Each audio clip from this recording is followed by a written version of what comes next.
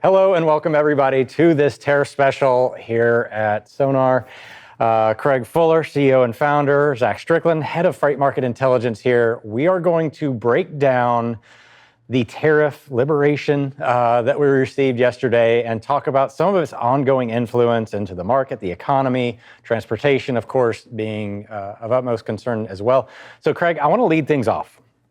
Let's set the table with what happened yesterday with these tariffs. We've had this looming on and off tariff with Mexico, Canada for the past couple of months.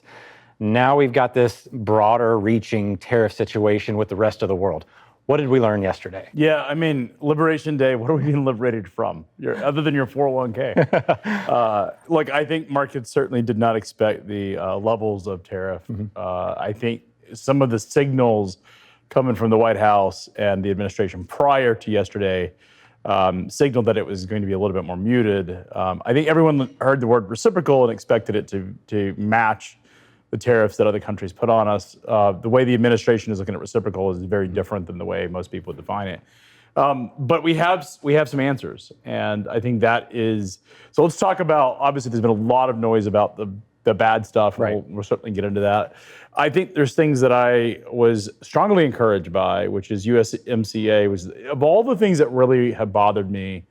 If you go back and play the tape, as we've taught, after the election, I was pretty bullish on Trump's policies, and including the fact that tariffs were coming.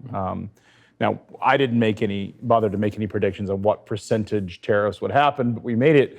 You and I have said this on multiple occasions that tariffs were coming, and if you hadn't been planning for those, then you're behind. And clearly that's the case. I mean, These things are happening pretty quick. The thing that I am encouraged by is that Mexico and Canada largely yesterday made it out unscathed. In fact, USMCA is protected. In fact, they didn't even have Mexico and Canada on the list of countries around tariffs. I don't know why that was. I'm sure it wasn't an oversight. But well, we've been talking about Mexico and Canada for the past 2 months. I think what I hope has happened is that the administration has been listening to CEOs and people who operate in the manufacturing sector about how detrimental withdrawing USMCA would be, and how important Canada and Mexico are to the manufacturing renaissance. And if you want to bring back manufacturing, you have to have Canada and Mexico as part of that story. And I that's the part that I've had a very big level of concern in the last couple of weeks. And my tone has changed a lot. If you follow me on X, I went from very bullish to very negative, and largely because it's the inconsistencies, the back and forth, the fact that these things need to be done pretty willy-nilly, but more importantly, the fact that Canada and Mexico were sort of subject to a lot of attention. I believe that hopefully Canada and Mexico in trade will indefinitely be protected. One of the other things that I think was interesting is if you look at a lot of the tariff impact, a lot of it's directed at Asia, countries like overwhelmingly, like China, Vietnam, Japan, South Korea. Japan and South Korea are big allies. Taiwan. Can we? I want to break this part a little bit. But real quick. Okay. Latin America. If you look at the Americas, 10%. Right. They basically, if you call 10% the default tariff across the globe, which is really the way the administration would describe it, the Americas are under that 10%, which I think does signal that they believe, or at least have come to the conclusion, that the Americas have to be a part of this renaissance. Yeah, and I want to get to the Americas for sure, but one of the things about the Asian tariff structure, and of course, Flexport kind of reverse engineered the logic behind this. Yeah, they did a very good job, because I think what the reciprocal tariff levels have been disputed. There was a lot of confusion. It looks as if what the administration did, and Flexport wrote this, is that they basically took the trade deficit number. They didn't even take the tariff number, they took the trade deficit number, and applied, in fact, we have this pulled up right here. I think Ryan Peterson tweeted it. Yep. But basically, if you look at it, it was a direct line correlation to the trade deficit divided by 2. So they were just looking at splitting the trade deficit in half and saying, okay, we're going to put these tariffs on place. And that's going to match whatever that number was. So what's the purpose of doing it this way? I think the theory, again, this is different logic than I would have applied to it. I think the theory that the administration has is that they want to balance out trade. They fundamentally believe that having a trade deficit is a negative thing for the economy, and by putting these substantial tariffs in place, that it can blunt the cost of, blunt that trade balance and that trade deficit and bring it back more in line. That's at least the logic that you would apply to it. And so it's interesting because it's certainly not what, I think Wall Street wasn't expecting it. Not at all. Goldman Sachs had projected, their number was a 15% increase in tariffs, sort of the global increase in total tariffs would be 15%. What's interesting is they actually, under the new model by country, it has gone up to 18%. But here's the interesting thing is, when you get rid of the exceptions, because there were a number of products that were exempt, it actually breaks it down to 12.5%. So their base case was, or their case was 15%. When you apply a country by country basis, but you don't look at the exemptions, it's 18%. But when you actually look at what's exempt from it, it comes out to 12.5%, which I thought was really interesting because in some ways you could argue it's not as bad as what they argued, but then that's just, stuff gets pretty complicated. Yeah, the topical figure. I think the concern about economic, erosion, largely right now speculative, correct? So there's been two sort of big arguments. One is that I think three major tones, and we'll put a lot of the geopolitical, global, are people going to stop buying U.S. products? I want to put that aside because that's not what we do, right? Sure. Like we're not, that's a different part That's of also really, really hard to talk about right now. Are people going to stop buying McDonald's hamburgers because of U.S. trade policy, and they're going to stop buying? Possibly and likely, and we see that. But I don't know how much of that really matters at the end of the day. For Americans, I think the concerns were really threefold. One is uncertainty. I think every business has been very concerned about not knowing how to plan for it. I think we at least have some, and what the Treasury Secretary said is this is the worst case scenario. This is as bad as it is going to get if there aren't retaliatory tariffs. Okay. It's as bad as it gets. This is the worst case. And assuming they keep to their word, then there is the opportunity to lower tariffs and countries may respond, and there may be negotiations. There also may be exemptions being given.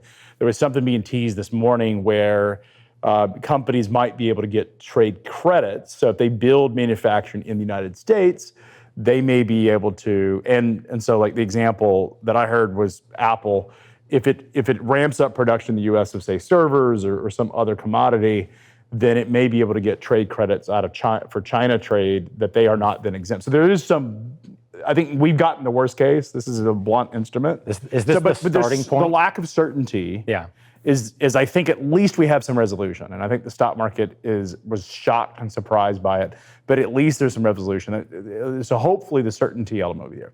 There's two other things that happen. One is the big question is, what does this do to cost, therefore inflation, and how does that sap consumer confidence in consumer prices? Right. This is a much more complicated topic. One of the things that's really interesting, let's pull up the 10-year, because the 10-year Treasury is really when the Fed's looking at interest rates, when mortgages are set off the 10-year. If you're financing really almost not every financial product, but a lot of financial cars, airplanes, boats, mortgages. The 10-year is sort of the benchmark. It's the benchmark. It's the granddaddy of them all in terms of credit. Right. And it tends to be the one that when you're looking at short-term inflation, even though it's a 10-year deal, it tends to reflect what's happening in the economy. Because it really drives the credit price. And so what the Fed uses is their benchmark index to set interest rates. It has collapsed overnight, or it has collapsed. I mean, if you go back and you can see this in the chart, it was 4.8, and anybody who has variable rate interest is likely paying based on the 10-year. So like at Firecrown, which is a sister business that I own, we have an enormous amount of indexable debt under what we call SOFR, which is replaced LIBOR. Right. SOFR is basically set, everything is assessed on that 10-year treasury. So basically, SOFR follows that. And essentially what has happened is that the treasury rate collapsing means that that the cost of interest is lower. Well, people are selling more than they're buying. And so what this means is that the idea that there's going to be both short-term and long-term inflation is less likely. Like on a product, you can always find a product. Like people will point out that such and such products, of course, there's going to be individual products that are going to see increases, particularly in manufactured retail goods.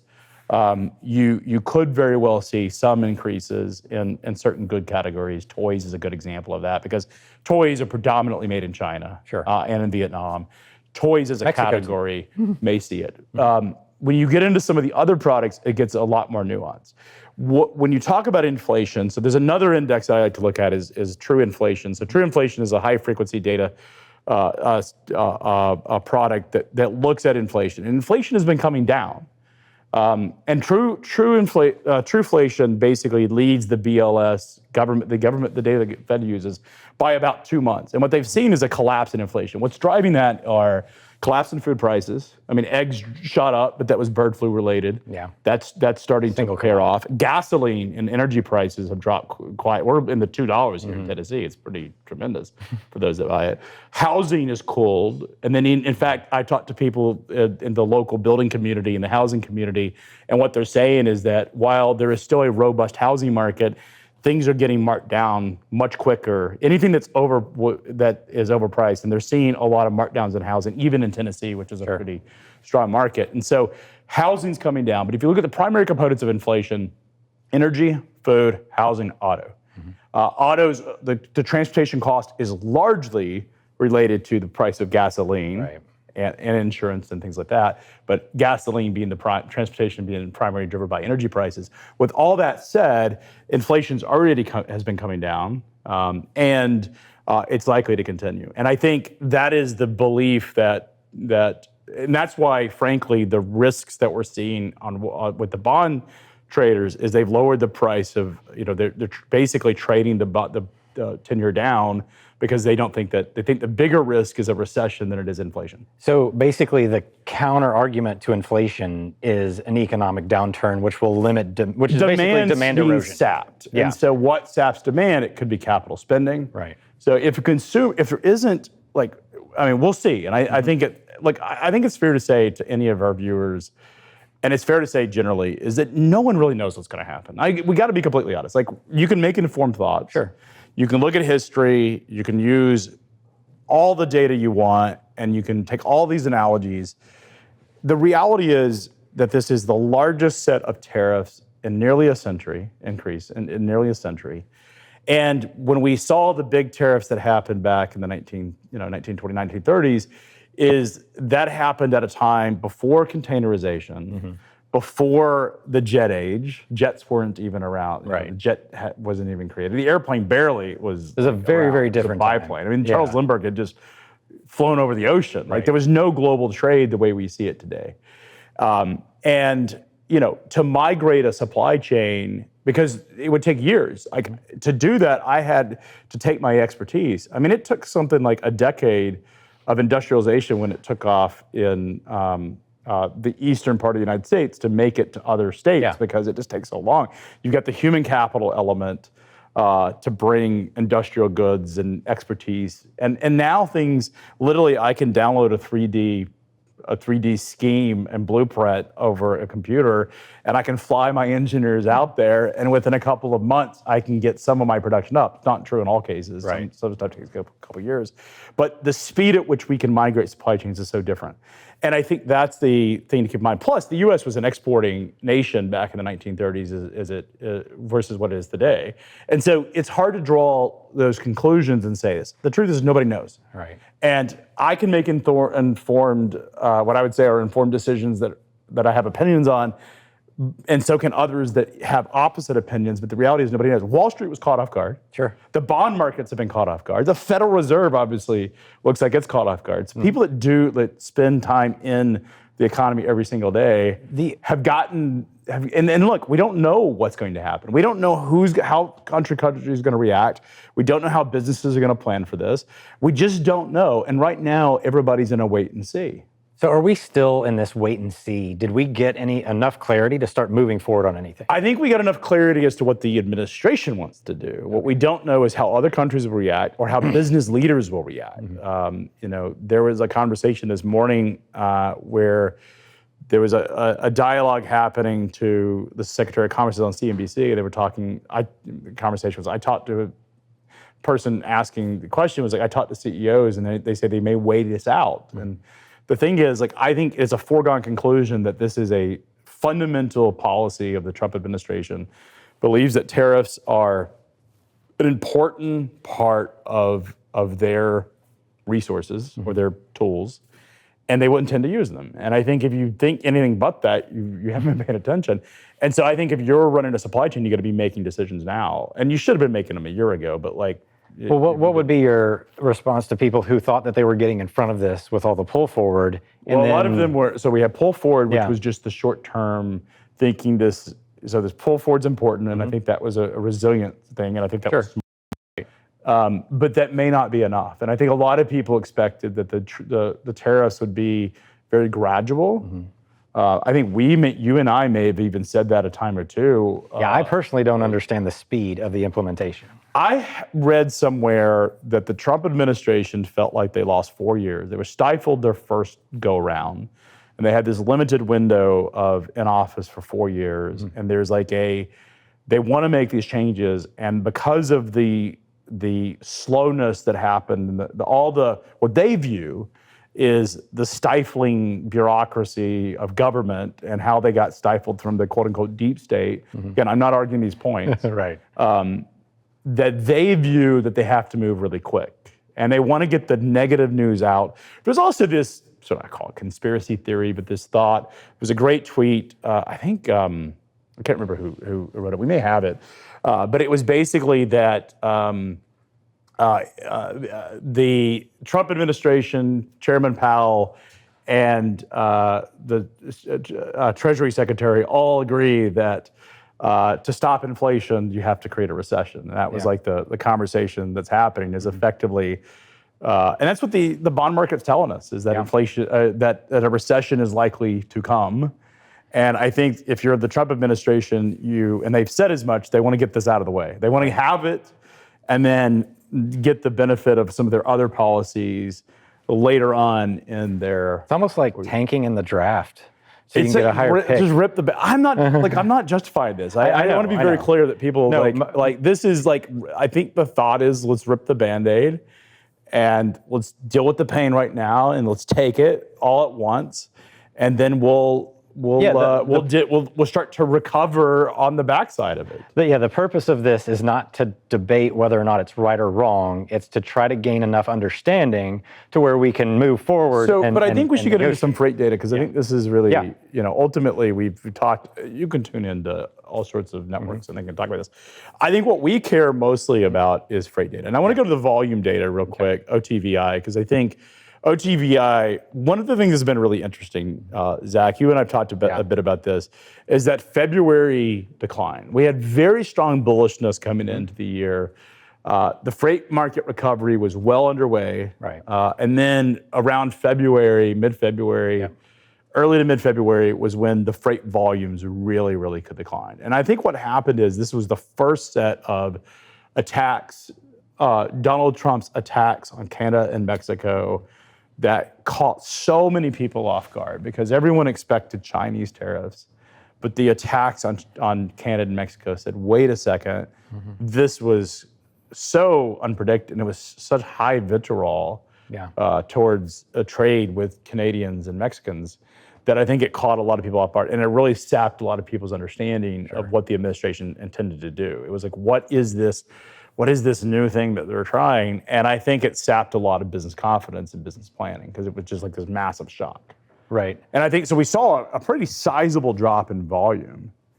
at a time when you wouldn't normally expect a drop. I mean, what did it drop? 4 or 5%? There was a little bit of seasonality there, but it looked like it's exacerbated. If you're looking at the white line, it's back to where it was in 23. It's a 23, and again, a lot of the demand side erosion. You're looking at 2024 there in the teal blue line there. That's an Easter dip. It'd be green to me. Yeah, greenish, whatever you want to call it. There's an Easter dip that makes the year-over-year comps a little bit more favorable, but that's going to go away. The timing of Easter is offset this year. But to me, most of the erosion still in the truckload space comes from a modal shift to intermodal. Absolutely. And there is only just recently, because there's really no strong indication of demand side erosion from the total market. Yep. It's just recently that we've seen a little bit of a net drop in overall in intermodal and truckload together. I think the economy is definitely slowing. I mean, I think what drove the economy over the last couple of years has been largely government and government employment, secondary employment related to government people who provide services. Yeah, to the government. Most of the growth in the jobs came from. And so I think a lot of it is. I mean, you could also look at Doge, but I think a lot of what happened with companies is just uncertainty. There was so much uncertainty around the trade with Mexico and Canada and just overall trade questions that I think it probably, I think we're gonna have a really negative print in Q2 and maybe even negative print in Q1 when the final numbers come out, simply because I think people are like, wait a second, uncertainty. Like I said, I think if you wanna look at positives, decline of the 10-year, again, not saying that we want a recession, but at least that will help, because you could see lower mortgage rates, lower auto loans. You could cost of loans. This will help capital expenditures because the cost of capital matters a lot. Those things are all super positive if you wanted to draw some positive conclusions. But in the near term, though, that means that demand has kind of come down, correct? Well, looking at our data, I think we have seen demand. Let's pull up long versus short haul. Because this is one that I like to look at this just to get a sense of upstream, downstream activity. Long haul demand for truckload, way down year over year. Short haul demand has been outperforming last year by a lot. And again, the long haul demand erosion coming from intermodal. But why do shippers use intermodal? And it's because these are slow warehouses. Slow warehouses, they've got time. They're moving warehouses, they have time. Time is not, there's no pressure. Yeah, and that sense of urgency is really all sitting in that fulfillment side. And the fulfillment side is that short haul freight that's represented by the yellow line. I haven't seen a meaningful erosion here just yet. No, and that says that the consumers, at least, I mean, there was employment data that came out today. 2 different reports came out, ADP, and then the Challenger, it's called Challenger. It's one of the folks that study the employment data. And what they came out, on the surface, it was higher. The number of people who were laid off, unemployed, had ticked up. But if you read it, it's largely related to the Doge cuts. It was government jobs that were getting cut that should be expected.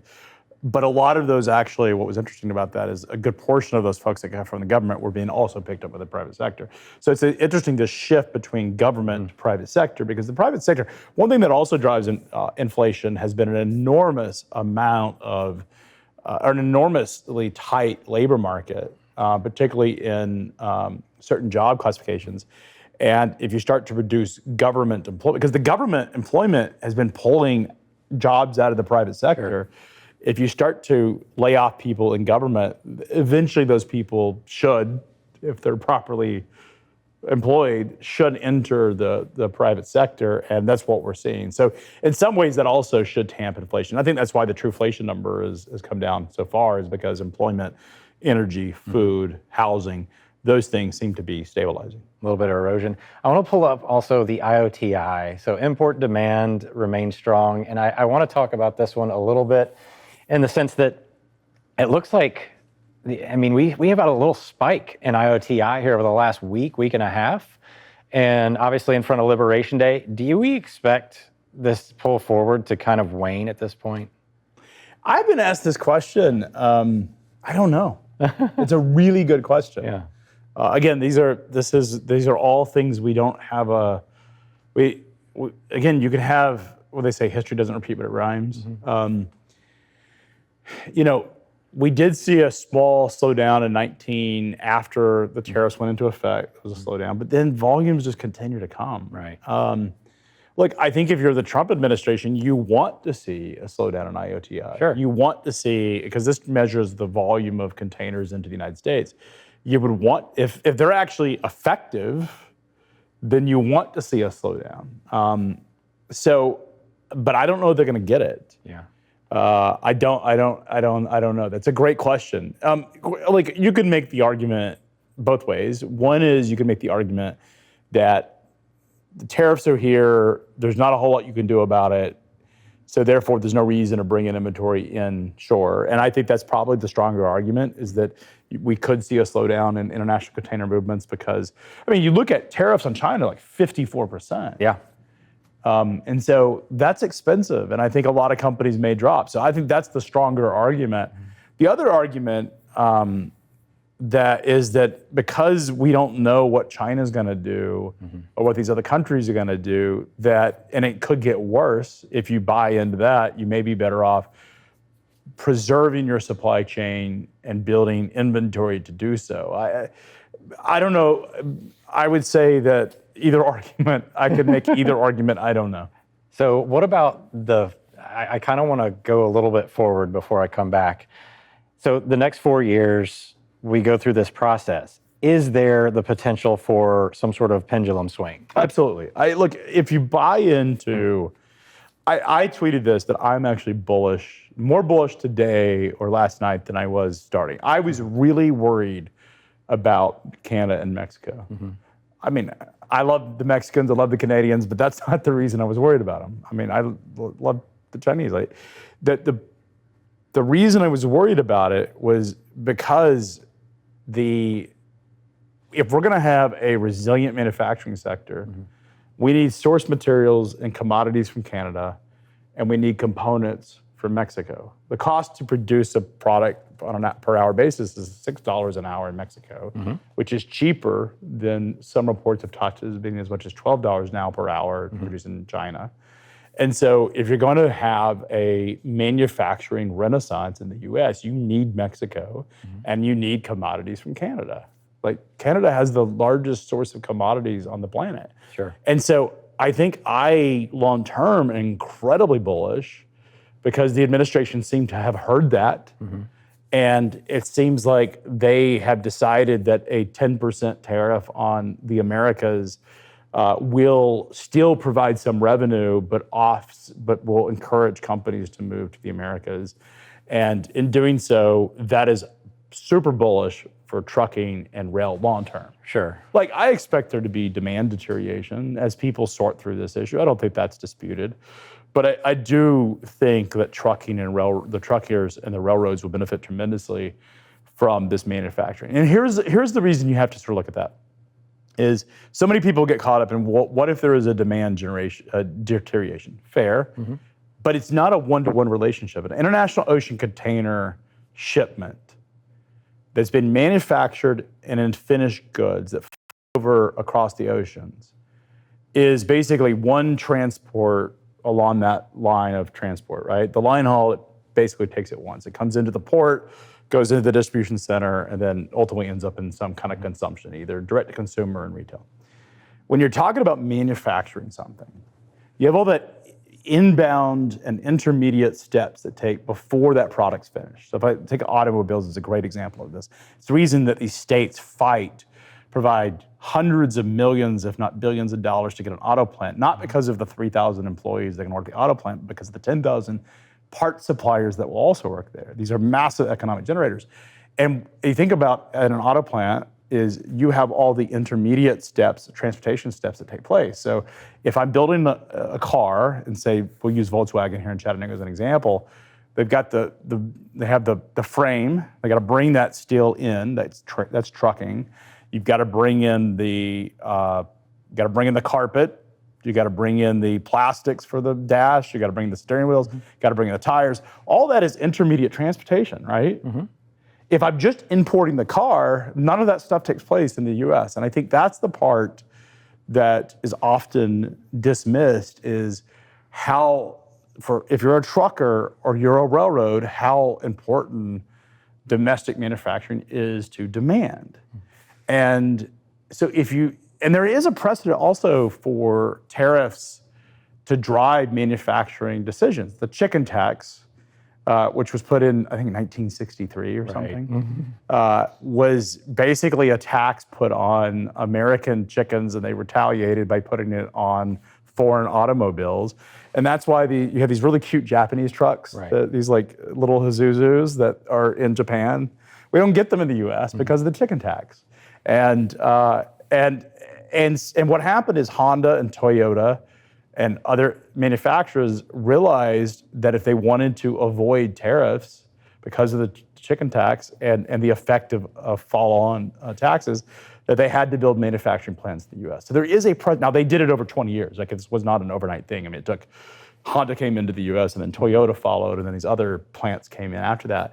And that was 20, you could even argue 50 years, and we're still getting plants from overseas. This is supposed to happen a lot quicker. But I think long-term is an enormously strong argument. So how long? Even if freight flows from Mexico up, that's going to go truck and rail. So I mean, on this long-term sentiment thing, how long will it take before we see this resurgence? I mean, I think it's like, it's such a hard question, but I think you're going to start seeing, because that would be what I would ask. The benefit of it in the second half. I think you start to see some benefit. I think what we potentially could see is inventory depletion process starting, because companies, if they do cut off their inbound, we may start to see some of those. Let's pull up the LMI inventory levels. Some of the trucking stuff that's been sitting in these railroad warehouse, in these intermodal containers or in warehouses may end up actually being put into the trucking market because they're not bringing new product in, and they're sort of bringing. But we had that hangover at the end of COVID that was a little similar, and I feel like we're not in that same boat. The LMI inventory index here, anything above 50 is expansion, below 50 is contraction. Inventories were being bled off in 2023 for the most part. We've crawled out of that in 2024, and by now, and this is a little bit of seasonality, and that's why that crisscross is on there, is the last 2 months, we saw overall growth in inventories that outpaced last year. This time it is always replenishment for the inventory levels, but I'm not seeing inventory level growth on the COVID alarming level. There's nothing to be alarmed by. You're not going to see a massive. There may be a little bit of disruption in the next 2 weeks because of the U.S. Customs Border Patrol's got to figure out how to assess that, and they got a long list of what commodities are exceptions or not. That may create a little bit of like short-term chaos, but this is not we're not shutting down the global economy and trying to restart it, which is what happened in COVID. And it wasn't just, and the inflation that was caused by supply chains was not just an inventory out of stock. It was the fact that you couldn't get your hands on components that go into your supply chain. Right. So like car manufacturers, I remember General Motors couldn't get their hands on tires or couldn't get their hands on steering wheels, or radio knobs was at one point there was like, I don't know, 3,000 Suburbans or something sitting in Dallas that had been assembled but didn't have radio knobs and they couldn't deliver it. I remember one of the manufacturers, I think it was Mercedes, was like, "Hey, we have these parts for you. You can go buy your car, and then we'll ship the final parts to your service center when it's in." And it was like something. It was something that you would probably need, like probably like a radio dials or something. But that was kind of the chaos of COVID. None of that's happened right. So you're not going to see the supply chain inflation due to a bottleneck. This has been a virtual orderly. The people that are driving that are large, big box retailers, some manufacturers that are doing it. And you're going to see that the demand for pre-stocking probably drops off. That would be an expectation. And as long as they all feel confidence that things are calmed down. I mean, here's the reality is stuff is on the ocean right now. Right. That's not it getting could carried. very well get caught up in, if it hasn't cleared customs, it could very well get caught up in it. Yeah, but I think there's an argument that you can make that once it's on the boat, it's in transit, you now have a case that it's not going to get tariffed. This is a Customs Border Patrol. I've heard both arguments. It's inconclusive to me what the actual, at least what I've read. I'm sure somebody knew. I'm sure Ryan Peterson, if we asked him, I don't know enough about it. My understanding is it's the effective date is based on when it clears customs, not when it's moved into transit. But that I would not be surprised if I'm wrong about that fact. So you hit on the fact that a lot of this container freight, a lot of the freight movement, especially in the COVID era, big box retailers. Retailers appear to be one of the most impacted by this. Do we? Furniture retailers. It's certain types of commodities where furniture appears to be, of all the people who I think are going to get totally impacted, it seems to be the furniture guys are the ones that actually stand the most to lose. First of all, there isn't manufacturing of furniture in Mexico. Like Mexico never really built a furniture manufacturing infrastructure. I don't know if that has to do with trees and raw material supplies, but for some reason, furniture manufacturing in Mexico just never happened. Like, I think it went from the US to China and then to Vietnam pretty quickly. Like, that's sort of the order of operations. I don't think it ever made it to Mexico. I don't think NAFTA was in force long enough to sort of bring that. So you have furniture, but furniture is something, if you can get materials of lumber, then furniture, it seems like it's a relatively low, like it's not fabrication plants or sophisticated chemical production. Again, I'm probably insulting some furniture maker that I'm dismissing what they do, but I don't think it's that sophisticated where it's going to be a huge uplift to move a furniture assembly plant to Mexico. To me, furniture is not one of those items that feels like it's going to be that hard to migrate. Now, it may take a year, but I don't, at least, again, knowing what I know about furniture, it does not feel like that's an enormously challenging thing. Now, if we're talking pharmaceuticals, if we're talking semiconductors, if we're talking those types of things, that would be disruptive. But here's why that shouldn't matter, because the administration has actually said that these following products are currently exempt. Okay. Energy products, pharmaceuticals, semiconductors, copper currently, lumber that isn't already, lumber, steel, and aluminum that isn't already had a tariff, some of the stuff they did in recent weeks, steel and aluminum, and then auto and auto parts under USMCA. And then other materials that is sort of they've listed. But basically, the stuff that feels to be highly, highly complicated, like a pharmaceutical drug, because it's very exacting in terms of how you do it, chemicals, semiconductors, this stuff, as it stands right now, is not subject to the tariffs. So why are we giving them a pause or a minute to adjust? Is it just because of the length of time? Because semiconductors, you're going to basically shut down so much of the industrial economy if you start. I mean, it's not in our interest to tax NVIDIA semiconductors. Like that would be a tariff, like a pretty massive tax on it. Of course, people who in other industries will argue the same. But if I'm building furniture, then that furniture is unlikely going into some other product. If I'm building a semiconductor, nobody's buying, like, we're not buying semiconductors to wear it or fashion it. We're buying semiconductors.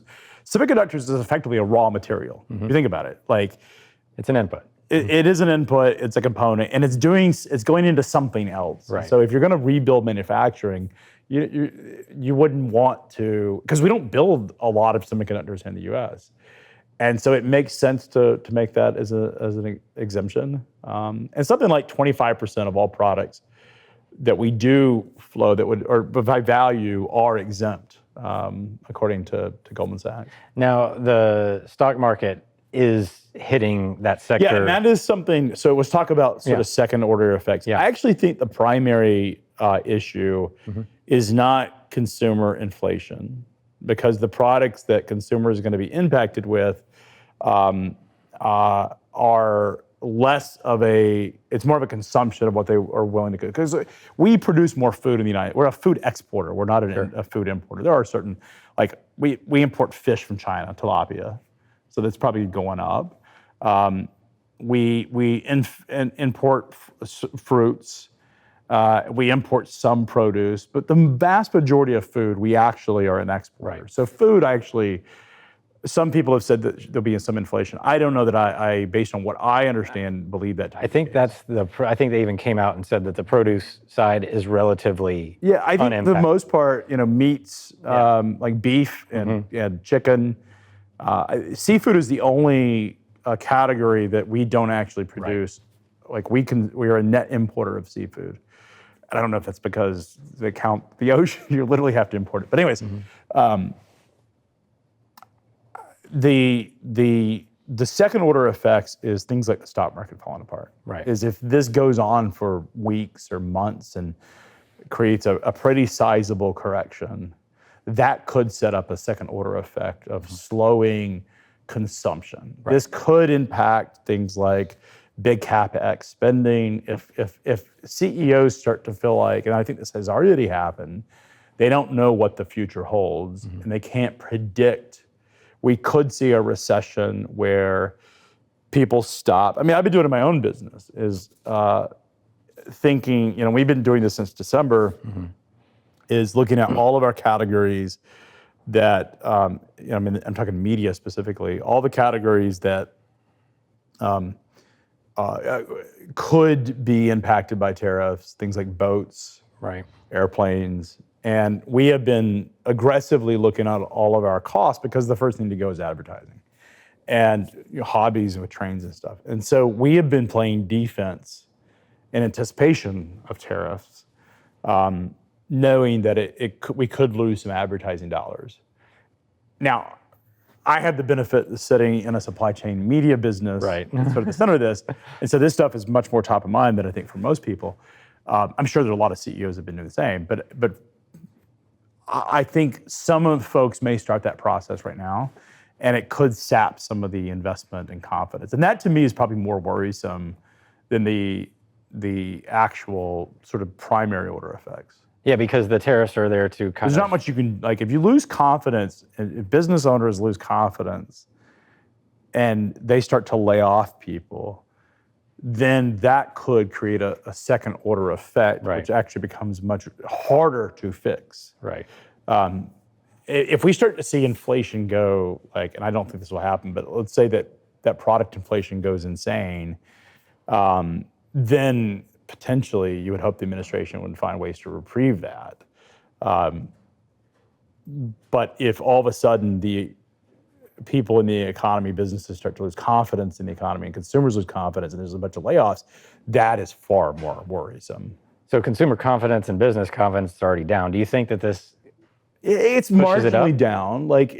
Business confidence specifically is marginally down. One of the interesting things, ISM data is all over the board. I don't know if you've followed this, but it's or manufacturing, we get real bullish numbers one day and the next day we get real negative. The most recent print is not bullish outside of inventory growth.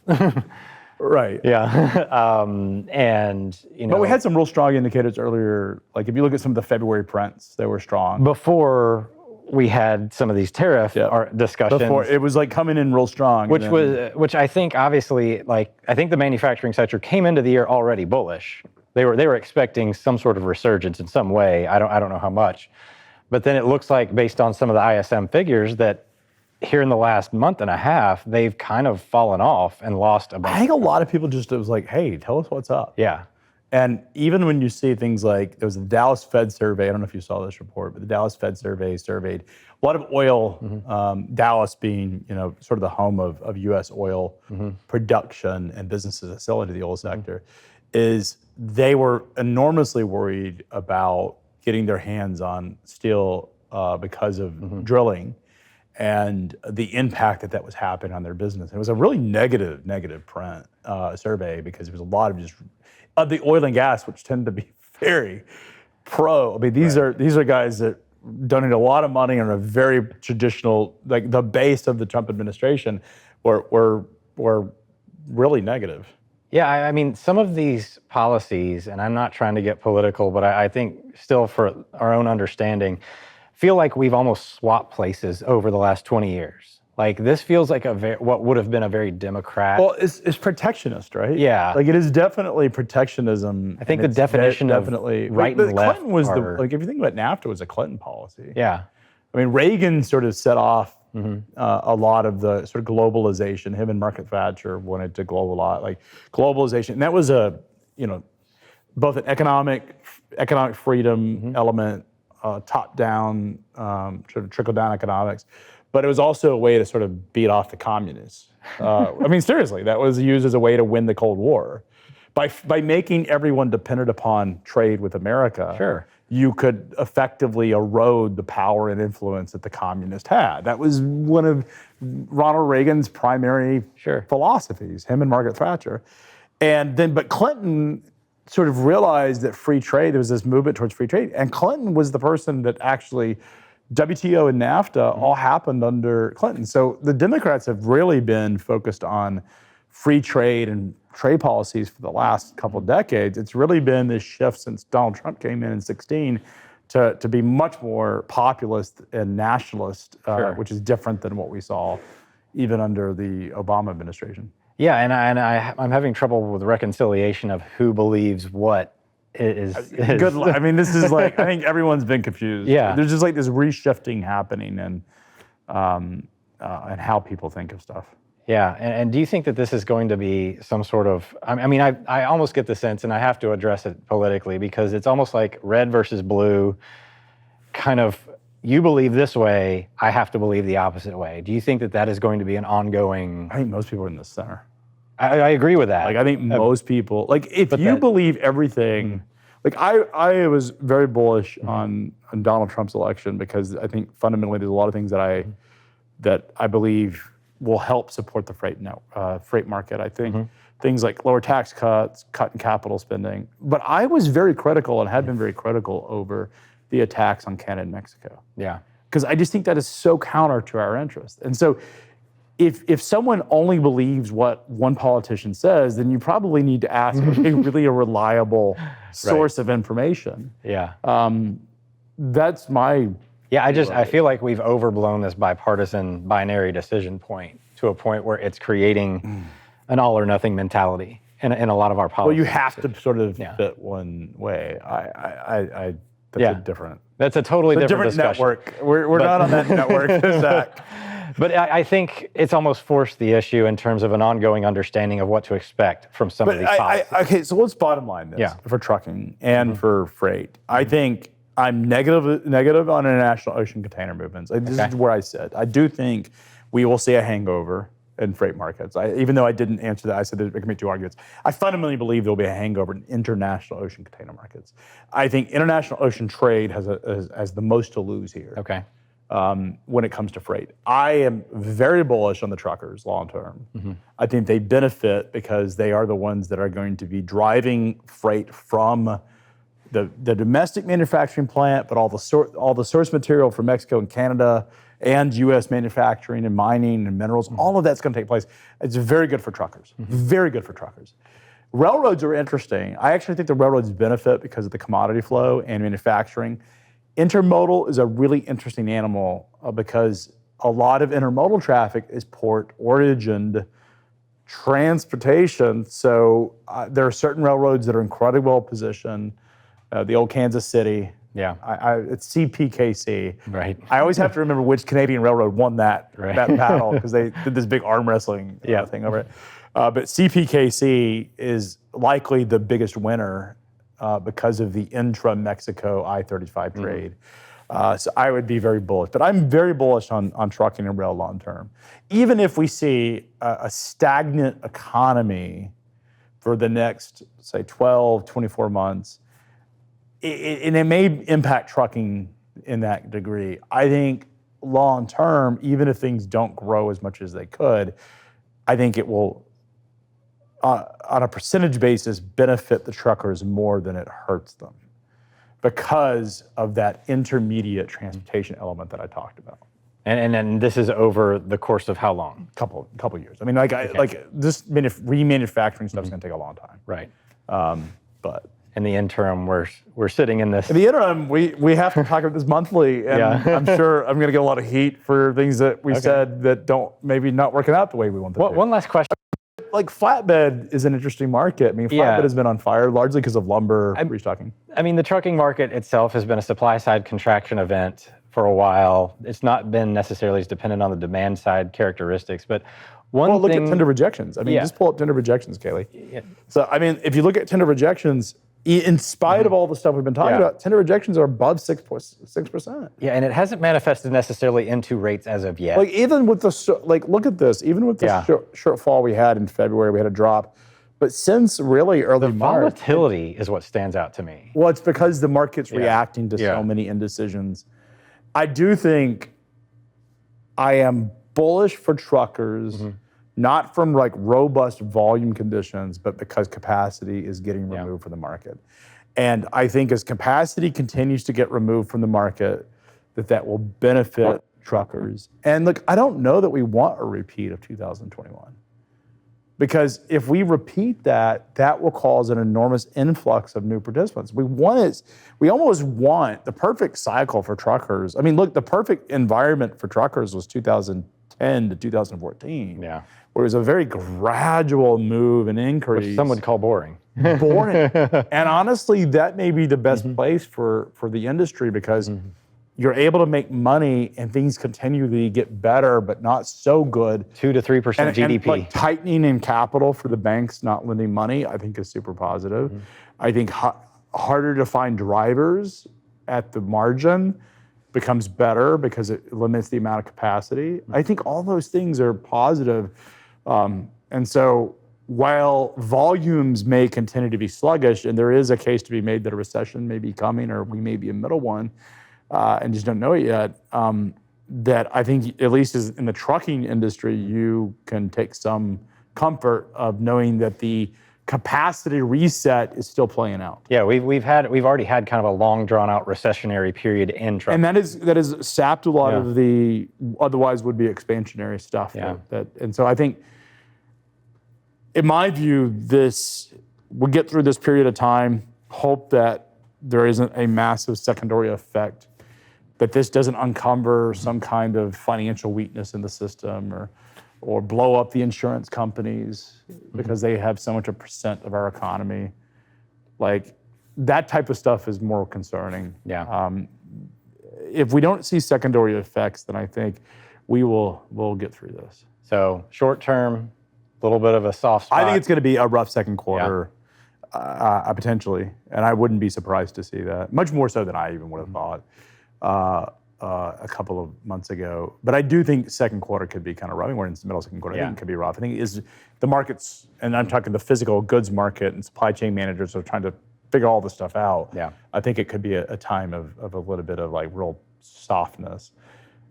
We'll wait and see what happens as we get into. Watch the employment data is what I would be doing to understand sort of. Yeah, the employment data comes out this week. It's kind of important, but of course we got some noise in that too. Government data. Anyway, thank you all for tuning in and be sure to stay tuned for more. Thanks. Have a good week.